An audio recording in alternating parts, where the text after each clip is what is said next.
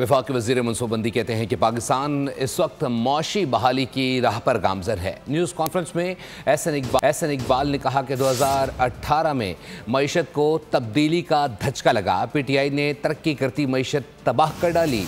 उन्होंने डेटा की अहमियत पर जोर देते हुए कहा कि डेटा के ज़रिए हुकूमत को पॉलिसी साजी में मदद मिलती है।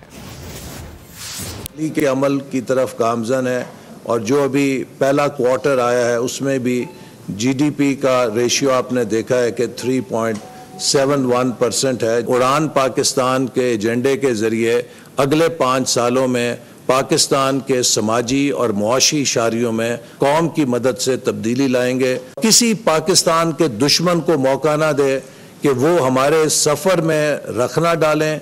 एक ही रास्ता है और वो है कि हमें अब इक्तसादी और मुआशी लॉन्ग मार्च करके पाकिस्तान को $1 ट्रिलियन इकोनॉमी बनाना।